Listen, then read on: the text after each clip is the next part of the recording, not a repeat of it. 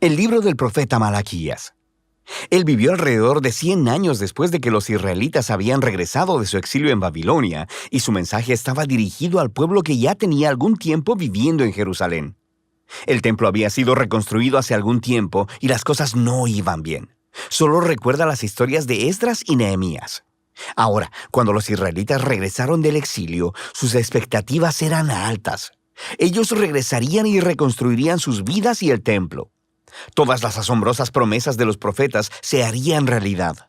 El Mesías vendría y establecería el reino de Dios sobre un Israel unificado y sobre las naciones, y traería justicia y paz para todos. Pero eso no es lo que sucedió.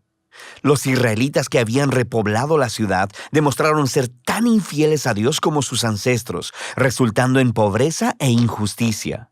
Así que en Malaquías descubrimos lo corrupta que se ha vuelto esta generación. El libro está diseñado como una serie de disputas, y la mayoría de las secciones comienzan con Dios diciendo algo, haciendo una declaración o acusación. Y luego Israel estaría en desacuerdo o cuestionaría la declaración de Dios, y luego Dios respondería y ofrecería la última palabra. Esto sucedió 6 veces. En las primeras 3 disputas, Dios expone la corrupción de Israel, y en las últimas 3 disputas, Él confronta su corrupción. Y la impresión general que obtienes de estos argumentos y disputas es que el exilio fundamentalmente no cambió nada en el pueblo. Los corazones de Israel están tan duros como siempre. La primera disputa empieza cuando Dios dice que todavía ama al pueblo de su pacto a pesar de sus fracasos. E Israel objeta de manera grosera, diciendo, ¿de qué manera nos has mostrado algún tipo de amor? Así que Dios les recuerda de cómo en su gracia eligió a la familia de Jacob, su ancestro, para convertirse en la portadora de las promesas del pacto de Dios en lugar de a la familia de Esaú, su hermano, quienes eventualmente quedaron en la ruina. Recuerda las historias de Génesis y el libro de Abdías. Así que desde esta primera disputa, Israel se expone como suspicaz, dudando del amor y la fidelidad de Dios. La segunda disputa expone un problema con el segundo templo de Israel.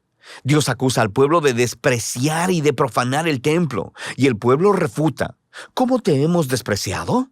Así que Dios responde enfocándose en el pueblo, en cómo traen ofrendas vergonzosamente patéticas con animales enfermos e impuros que muestran que no valoran ni honran a su Dios. Pero no es solo el pueblo, también los sacerdotes que administran el templo. No solo toleran, sino que participan en estas formas de adoración corrupta. Desde arriba hasta abajo, el pueblo de Dios ha demostrado ser infiel. En la tercera disputa, Dios acusa a los hombres israelitas de traición para con Dios y con sus esposas, lo que por supuesto ellos niegan. Y Dios expone la tóxica combinación de idolatría y divorcio que está teniendo lugar. Tienen a hombres israelitas casándose con mujeres no israelitas, y luego adoptando en sus hogares la adoración a los dioses ancestrales de sus esposas. Recuerda la historia de Nehemías capítulo 13. Así que Malaquías conecta esto con una ola de hombres divorciándose de sus mujeres sin una buena razón. Y el pueblo no tiene problema con esto. Y Malaquías dice no. Es una traición a su pacto con Dios. Así que Malaquías pasa al segundo grupo de disputas que confrontan la rebelión de Israel. La cuarta disputa comienza con los israelitas acusando a Dios de negligencia, diciendo, ¿dónde está el Dios de justicia? Ellos ven injusticia y corrupción abundando, y Dios no parece hacer nada. Así que Dios responde diciendo que Él enviará un mensajero que preparará al pueblo para el regreso personal de Dios en el día del Señor. Él vendrá como fuego para purificar a su pueblo y para remover la idolatría y la inmoralidad sexual y la injusticia, para que solo el remanente fiel sea su pueblo. En la quinta disputa, Dios llama al pueblo a volverse a Él, a lo que el pueblo responde, ¿cómo podemos regresar? Así que Dios confronta su egoísmo, les muestra cómo han dejado de ofrecer diezmos de sus ingresos para el templo.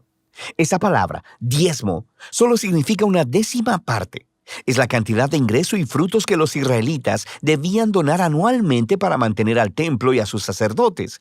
La práctica se explica en diferentes partes de la Torá.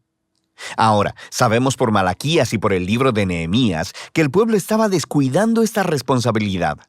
Así que el templo se estaba deteriorando. Y Dios los confronta. Él dice que quiere bendecirlos con abundancia, pero solo si ellos van a ser fieles. En la disputa final, el pueblo acusa a Dios y dice que servirle no tiene caso. Ellos observan a los malvados y orgullosos teniendo éxito en la vida y Dios no hace nada. Y la respuesta de Dios, por primera vez en el libro, no es un discurso, sino más bien una historia corta acerca del remanente fiel en Israel, de las personas que temen al Señor y aman reunirse y hablar acerca de cómo honrar a Dios y cómo servirle. Así que Dios ordena que un libro memorial sea escrito para estas personas, para que puedan leer el libro y recordar el carácter y las promesas de Dios. Aquí Malaquías está reflexionando en el regalo divino de las Escrituras, cómo ellas nos apuntan al pasado para recordar lo que Dios ha hecho para inspirar fidelidad y esperanza para el futuro. Lo que nos lleva a la conclusión del libro. Esta retoma y desarrolla todavía más las imágenes de la cuarta disputa acerca del futuro día del Señor. Dios dice que ha determinado un día de juicio purificador que consumirá a los malvados de entre su pueblo. Pero lo que la conclusión añade es sobre el futuro del remanente fiel, porque para ellos el día del Señor no es una amenaza, sino una ocasión de gozo. Será como los rayos de sol de la mañana, que traen sanidad y vida y esperanza para el futuro. Y así terminan las disputas de Malaquías. Pero todavía queda un poco más en el libro. Los últimos 3 versículos no son parte de las disputas, y en realidad funcionan como un apéndice final. Le dan cierre no solo a Malaquías, sino a toda la colección de la Torá y los profetas. Primero, el lector es llamado a recordar la ley o la Torá de mi siervo Moisés. Esto recuerda la historia y las leyes del pacto que encuentras en los primeros libros de la Biblia. Pero luego, escuchamos este resumen de los libros de los profetas. Yo les envío al profeta Elías antes que venga el día del Señor, quien restaurará los corazones del pueblo de Dios. Así que esta conclusión resume la Torá y los profetas como una historia unificada que apunta al futuro. Israel fue redimido por Dios y luego lo traicionó por la rebelión y dureza de sus corazones, quebrantando las leyes de la Torá. Pero las Escrituras anticipan un día en el futuro en que Dios enviará un nuevo profeta, un Moisés, un nuevo Elías, quien restaurará al pueblo de Dios y sanará sus duros corazones. Recuerda todas las promesas de Deuteronomio y Jeremías y Ezequiel. Así que este apéndice final presenta las Escrituras como un regalo divino para leer, meditar y orar. Nos dicen la verdad acerca de la condición humana, acerca de nuestro egoísmo y pecado. Pero también anuncian la promesa de Dios de que un día Él enviará un mensajero y que luego Él se presentará personalmente para confrontar la maldad, para restaurar a su pueblo y para traer su justicia sanadora. Y de esta esperanza futura tratan Malaquías, la Torá y todos los profetas.